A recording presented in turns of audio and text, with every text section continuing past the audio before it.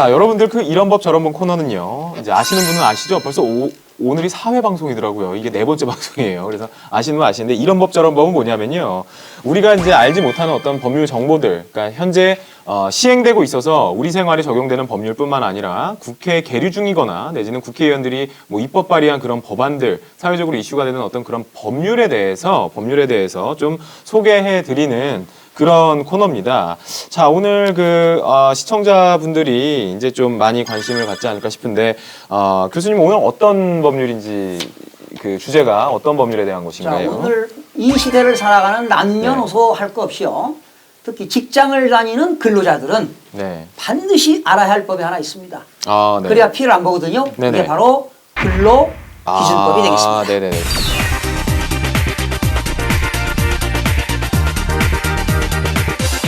월급을 주는 사람을 사용자라고 하잖아요. 네, 그리고 사용자. 우리는, 사용자. 네, 사장님을 말해요. 그렇죠. 사장님은 사용자. 네, 네, 사장님. 그리고 네. 우리 봉급 생활자들은 예, 근로자. 네, 근로자. 근로자. 네. 그래서 이제 근로자가 잘못할 때도 있고 네. 사용자가 잘못할 때도 있잖아요. 네. 그럴 때 어떠한 불이익이 있고 어떠한 이익을 얻을 수 있는가 네, 뭐 네, 이런 네. 것들을 좀 알아두면 예. 도움이 안 되겠나 그쵸. 생각이 드네요. 그러니까 여러분들 많이 질문 올려주시는데요. 이게 내가 근로기준법상 적용이 되는 거냐. 그러니까 근로기준법상의 근로자에 해당을 일단 해야 돼요. 그리고 뭐 적용 범위라는 것도 별도로 있습니다. 그러니까 뭐 일반적으로 법에서는 대통령령으로 특별히 정하는 경우를 제외하고는 상시 5명 이상의 근로자가 채용되어 있는 그런 사업장에 한해서 이제 근로기준법이 적용이 된다는 거예요. 그렇죠. 예. 그리고 내가 과연 근로자에 해당할까? 나는 한 달 동안 알바만 하고 빠지는 사람인데 아니면 일주일 단기 알바로 뭐 하루에 3시간씩만 하는데 이 근로기준법에 적용이 될까? 뭐 이런 문제들에 대해서 좀 고민이 되실 거예요. 그리고 뭐 지금 땡초 치킨 꿀마님, 예, 최저임금 안 주면은 고소 가능한가요? 뭐 이런 얘기들이 있단 말이에요. 그러면은 최저임금에 관련되어 있는 특별법이 내가 적용 대상이 되는 것인지도 좀 한번 살펴봐야 되는 거고요. 그렇죠? 예, 그래서 가장 궁금한 거는 뭐냐면 내가 그냥 쉽게 잘릴 수 있느냐에 관련된 문제가 아닌가 싶어요. 그러니까 뭐 부당해고라고 하는, 예, 부당해고라고 하는 그런 부분이 있는데요.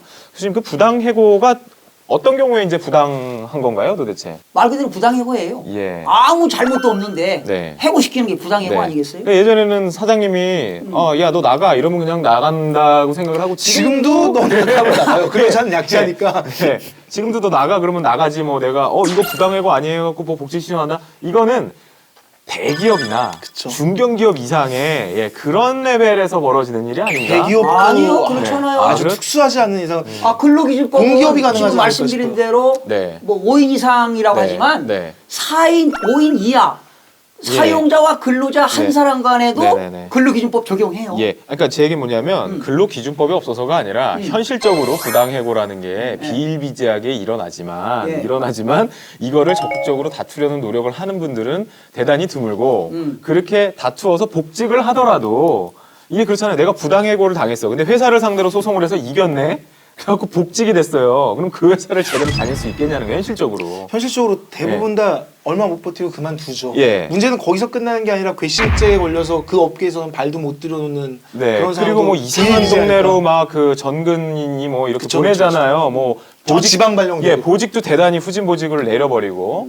예. 저기 내가 왔도다. 예, 내가 왔더니. 근로계약서 안 쓰면 어떻게 되냐고 그랬네. 네. 당연히 근로계약서를 써야 되죠. 예, 법으로 쓰도록 강제가 되어 있습니다. 법으로 정해져 예, 있습니다. 낮장짜리로 표준계약서를 그 고용노동부에서도 배포하고 있고요. 그걸 조금 수정해서 이제 근로계약서를 쓰도록 써가지고 네. 사용자가 근로자에게 서면으로 통지하도록 돼 있어요. 네. 그런데 만약에 그걸 위반했다 사용자가 네. 500만 원 이하의 벌금. 벌금입니다. 예, 처벌받습니다. 근데 벌금이 처벌 너무 받습니다. 약한 거 아니에요? 예.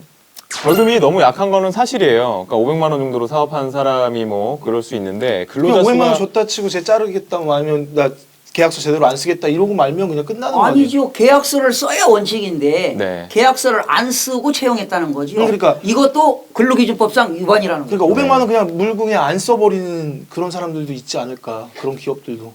그럼요. 그러니까 그 기업들 중에 근로계약서 쓰는 경우가 이제 좀 많아지기는 시작했지만 지금 여전히요 개인 사업장에서는 안 쓰는 경우가 안 쓰는 경우 많죠. 훨씬 많아요. 훨씬 많아요. 근로계약서. 왜 안 쓰는 건지 이게 궁금해지거든요. 저 근로자 입장에서 봤을 때 네. 사용자가 당연히 써야 됐고 그냥 500만 원 주고 안 쓰는 그렇게까지 해서 얻을 수 있는 이득이 뭐길래 그게 쓰지 뭐냐면은 않는지. 근로계약서가요. 사용자 입장에서 이제 표준 근로계약서라는 게 있거든요. 그거를 보면 지한테 불리한 내용만 잔뜩 써져 있거든. 근로기준법을 반영한 표준 계약서다 보니까 뭐야 이거 얘가 이렇게 나가서 휴가 간다 그러면 줘야 되는 거고 이거는 금액을 더 쳐줘야 되는 거고 뭐 이런 게 있는 거잖아요. 그냥 그거는 계약을 해서 하는 게 아니라 법이 그렇게 되어 있는 거예요. 법이. 근데 그거를 표준계약서에다 어느 정도 좀 옮겨놔서 그 항목을 적으라는 건데 사장 입장에서는 그거지. 아니 그냥 월급 주고 야 오늘은 야근해야 돼 이거 내일까지 납품기일인데 오늘 해야지 그냥 그러고 넘어가길 바라지.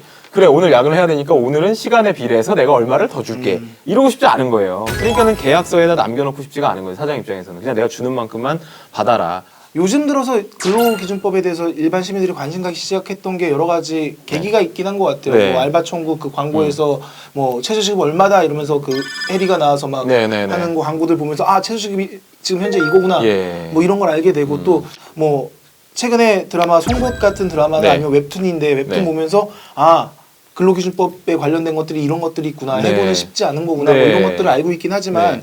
제가 아는 선상에서는 해고가 너무 쉽거든요. 우리나라는 네. 아직도. 네. 근데 뭐 더 쉽게 하자는 얘기도 나오고 있는 것 예, 같긴 맞아요. 한데 지금 보면 뭐 큰 기업들일수록 해고가 좀 어려울 뿐이지 네. 중소기업 같은 경우에는 비일비재로 자르잖아요. 너 일 못한다고 네. 나가 그럼 나가야 되고 네. 너 일거리 안 주고 그럼 그러나 나가야 이제 되고 법률적으로 회사가 위기에 처해 있어요. 예. 경영 악화를 방지하기 위해서 네. 내가 하던 사업체를 상대방에게 양도한다, 예. 처분한다, 네. 인수합병한다. 이럴 네. 때 긴박한 그런 경영 상황일 때는 해고가 가능합니다. 네. 그럼 그 얘기를 따지면 중소기업은 요즘 다 긴박한데 그럼 중소기업은 그냥 들어온 사람 막 잘라도 된다는 예. 얘기랑 또 같아지거든요. 예. 그러나 해고할 때는 해고하기 전 30일 전에 예고를 하도록 돼 있어요. 그러니까 30일 전 예고면은 들어와서 30일 예고하면 한 달 딱 쓰고 또 나가면 합법적인 게 될 수도 있다 뭐 이런 얘기로도 들려서 예. 이 부분에 대해서 좀 근데, 명확하게 뭔가 하여튼 있어야 되지 30일 않을까. 전에 예고를 하도록 돼 있다니까요. 네, 그러니까 이게 30일 예고는요 정당한 이유가 있을 때예요. 그러니까 정당한 이유 없이 그냥 내보내면 당연히 부당 해고가 되는 거고요. 아까 어떤 채팅창에서 이 방송 사장님이 싫어해요, 막 이런 얘기를 하시는데 네, 사장님들은 짜증 나실 거예요. 근로기준법 얘기만 들어도 치가 떨리죠. 근로기준법 위반 사례가 발생을 하게 되면요. 인터넷 검색 조금만 해보시면 어떻게 해결하는지 다 나옵니다, 여러분들. 예, 변호사를 특별히 찾으실 필요는 없어요. 그리고 그 고용노동청 뭐 그런데 그 지방노동위원회 이런 데다가 의뢰를 하시면요, 거기서 어느 정도 상당히 많이 해결이 이루어지니까 그쪽을 많이 이용을 하시는 게 상당히 큰 도움이 될 것 그 같고요. 복불복이라고 얘기는 하는데 진호위에서 갔는데 무시받거나 이러지 않겠냐라는 걱정하시는 분은 계시는데 네. 제가 실제 진호위를 가봤거든요. 월급 문제 때문에 네, 가봤는데 네. 어쨌든 그분들 믿고 가시면 친절하게 상담해주고 끝까지 근로자 편에 서서 사용자라고 말씀하시는 사장님한테 네. 어떻게든 월급을 받아서 주려고 애를 써주니까 예. 뭔가 안 좋은 일을 당하면은 진호위 찾아가는 건 제일 좋은 방법인 것 그렇죠. 같아요. 그러니까 악덕 사장님들은 당연히 1벌 100개를 해서라도 강하게 처벌해야 되는 건 맞습니다. 악덕 사장님들한테까지 뭐 우리가 그렇게 해주자는 건 아니에요. 그렇지만 그 직원들도 알 거예요. 그 사장님이 얼마나 성실하게 이거를 사업체를 운영을 하려고 그러다가 이렇게 됐는지에 대해서 안다면 제가 경험하긴 그랬어요. 그런 사업체의 경우에는 직원분들이 그렇게 악독하게 나오지 않아요. 그래서 뭐 석 달치가 밀렸지만 그냥 한 달치만 받고 퉁치시는 분들도 봤고요. 저는 그건 그 사장님도 불쌍하다 이거예요. 그 사장님 완전 뭐 길거리에 내앉고 가족이며 몸에 다 뿔뿔 흩어져 살아야 되는 상황이 됐는데 문제는 자기 재산이 다 있고 잘 벌고 있으면서도 불구하고 근로자 네. 월급 주는 거 아까워서 안 네. 주는 이런 분들이 네, 문제인 거죠. 네, 맞아요. 저기 보시면 그 윤호 의원님, 예, 제일 재수 없는 사장들이 가족 같은 회사를 만들제. 예, 저도 동의합니다. 예, 예. 그런데 우리 가족이 될 수 시청자분께서 없어요. 한 말씀 예. 드리겠습니다. 만약에 내가 부당해고를 당했어요. 나 잘 열심히 하고 있는데 사장이 너 내일부터 나오지 마. 기분 나쁘다고. 네. 예? 그러면 너무 억울하잖아요. 네.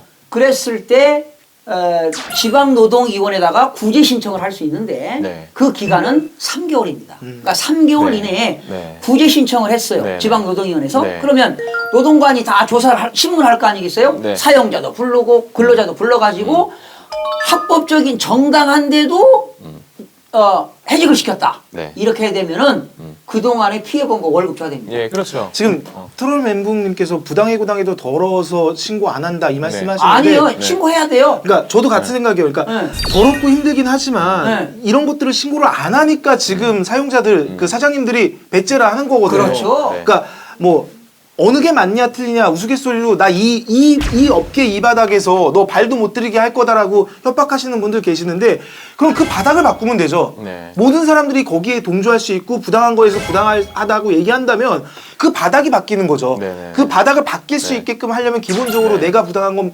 부당하다고 말할 수 예, 있어야 예. 되지 않을까. 저기 그 빰백님이 굉장히 그 적나라하게 제대로 짚어주셨어요. 지들도 사업하면 10원짜리 하나 안 쓰려고 발악할 거면서라는 말이 맞아요. 그래서 자기가 근로자인데 사장님이 야 주인의식을 가져. 우리 회사를 위해서 네가 주인의식을 가져하면 이게 왜 내 회사야 네 회사지. 10원짜리 하나라도 안 쓰려는 거는요 사업자가 무조건 안 쓰겠다고 되는 게 아니라 그걸 안 썼을 때 직원들한테 돌아가는 혜택이 반드시 있다라는 것만 명확하면 직원들이 전기세 아끼려고 난리칠 거예요. 볼펜 하나도 아끼지. 왜? 그거 아끼는 만큼 나한테 돌아온다면. 근데 그거 아끼면 사장님만 배가 불러. 그럼 왜 아껴요 그게?